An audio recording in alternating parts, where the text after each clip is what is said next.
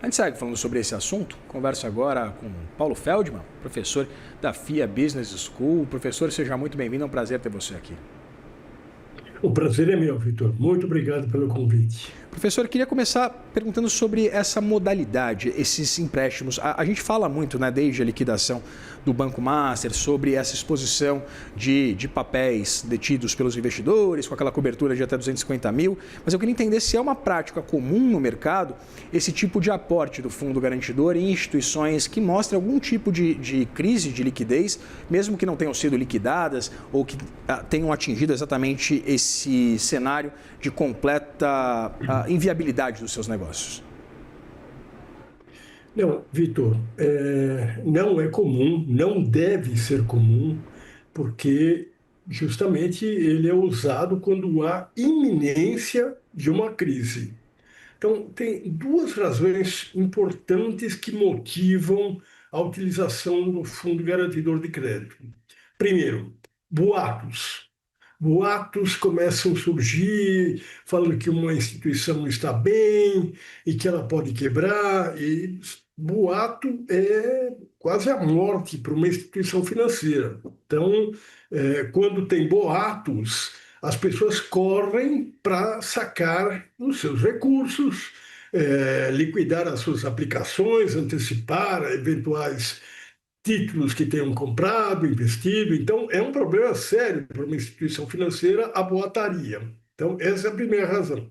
A segunda razão é a seguinte: o Banco Central ele acompanha de perto todas as instituições financeiras. Tem uma diretoria de fiscalização. Lamentavelmente, justamente uma das pessoas que foi presa agora é o Paulo Sérgio, que era um dos diretores de fiscalização do Banco Central, mas, enfim, isso foi um acidente aí, infelizmente, que aconteceu. Mas o fato é que o Banco Central ele precisa acompanhar, de fato, todas as instituições financeiras e, na medida em que ele perceba que há o risco de haver uma correria aos depósitos ou uma demanda dos clientes para liquidarem as suas aplicações, o Banco Central tem que, então, usar o Fundo Garantidor de Crédito e honrar, permitir que a instituição honre tudo que ela tem de passivo, inclusive os empréstimos, né, que muitas vezes deixam de ser pagos, quando é o caso, não foi o caso agora, mas eventualmente isso é uma razão importante para usar o Fundo Garantidor de Crédito. Há uma ameaça de que os clientes não vão pagar seus empréstimos em dia. Então, aí tem que mobilizar o Fundo Garantidor de Crédito. Então, veja, há diversas razões para se usar o fundo. Então, mas, de qualquer jeito, o banco ou está numa situação delicada, na iminência de ter um problema sério, ou o mercado considera que a situação da instituição não está boa. Neste caso, Vitor, foram praticamente as duas razões, porque já havia uma botaria de que alguma coisa não estava indo muito bem no Master.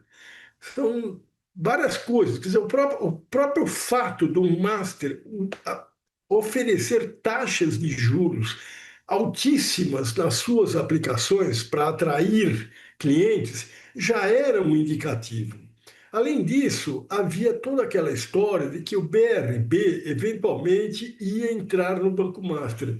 Esse tipo de coisa pode também provocar um disque-disque no mercado que começa a falar: o BRB vai comprar porque eles estão mal, vai ser uma ajuda, etc. E, e isso aconteceu. Então, o Fundo Garantidor de Crédito teve que ser utilizado por essas diversas razões, né? E, de fato, resumindo, a situação do banco já não era boa naquela época.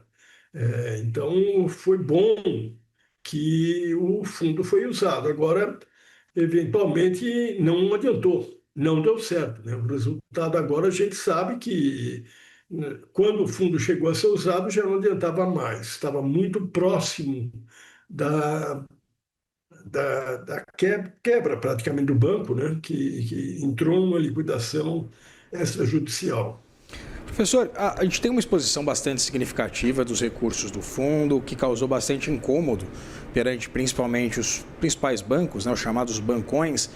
Eu queria entender se a gente já consegue observar, apesar de 10 entre 10 analistas dizerem que não há qualquer tipo de risco sistêmico, se essa série de liquidações ela já é percebida por esse impacto, né, em custos de produtos bancários, em spread bancário. A gente já consegue perceber esse custo, né, esse repasse dos custos dessa recomposição do FGC? Veja, Vitor, o sistema financeiro brasileiro tem um problema sério, que é a excessiva concentração. Você tem aí 5 bancos que praticamente têm 90% dos ativos. Então, é uma concentração incrível, que faz com que os menores, os bancos médios e menores, para conseguir vender seus títulos, tenham que praticar taxas muito altas. Senão não atrairiam. Eles não têm o baixo risco dos grandes bancões, mas então eles atraem com uma taxa mais alta. E isso acaba gerando problemas mesmo para o sistema. Eu não acredito que vá acontecer uma crise sistêmica no sistema brasileiro, eu acho impossível isso, porque há coisas muito boas. A concentração, claro, ela faz com que os pequenos bancos fiquem meio desesperados atrás de clientes. Tem que oferecer coisas excepcionais para atrair clientes. Mas, por outro lado, nós temos uma coisa muito boa no Banco Central, que é a fiscalização muito bem feita de todo o sistema bancário. Então, veja, mesmo nesse caso do Banco Master, de fato, foi o Banco Central que identificou com antecedência os problemas. Então, o Banco Central acompanha de perto todas as instituições, as grandes, as pequenas, tem equipes do Banco Central, da diretoria de fiscalização em cada banco brasileiro, em cada instituição financeira, fazendo um trabalho muito bem feito, porque ele já tem experiência, tem normas, tem procedimentos muito bem definidos. Então, é muito difícil que haja uma quebradeira de bancos no Brasil. Eu diria que é impossível. Só para te dar um exemplo interessante, houve uma quebradeira de bancos no mundo em 2007, quando tivemos a crise financeira que começou nos Estados Unidos, com queda no preço dos imóveis. Aquela crise se espalhou pelo mundo. Só nos Estados Unidos quebraram 100 bancos naquela época. No Brasil, nenhum banco quebrou por conta disso, porque a fiscalização é muito intensa por parte do Banco Central. O Banco Central sabe com muita antecedência o que vai acontecer. Então, eu diria que está afastada a hipótese da gente ter uma quebra sistêmica, um risco sistêmico. Não há isso no Brasil, inclusive porque o sistema é extremamente concentrado. Você tem 5 bancos que detêm 90% dos ativos, e esses 5 são altamente saudáveis, poderosos, muito fortes. Não vai haver risco nenhum sistêmico. Professor, essa retirada do jogo de players que não seguem as regras, né, essa série de instituições ligadas ao Banco Master, o próprio Banco Master.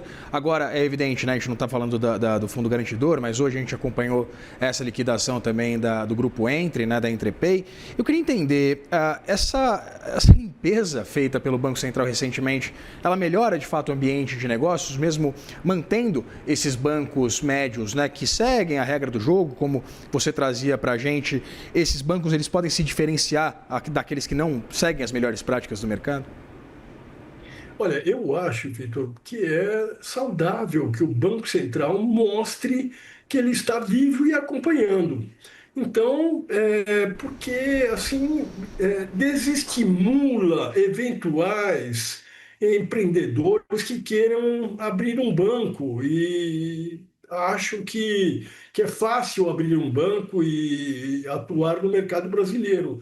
É importante esse papel do Banco Central. Eu acho que ele, além de tudo, ele tem um papel pedagógico, porque ele mostra para o mercado que o que tem que ser feito e que se não se cumprir exatamente as regras dos limites que um banco pode contrair de crédito, dos valores que um banco pode conceder de aplicações financeiras, se isso não for seguido, o Banco Banco Central vai agir e tem agido.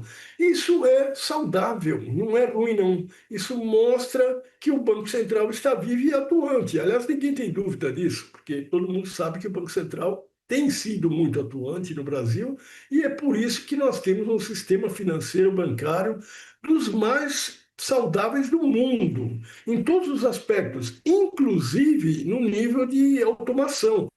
A automação bancária no Brasil é considerada a mais avançada do mundo. Tudo isso a gente tem que reconhecer o mérito do Banco Central.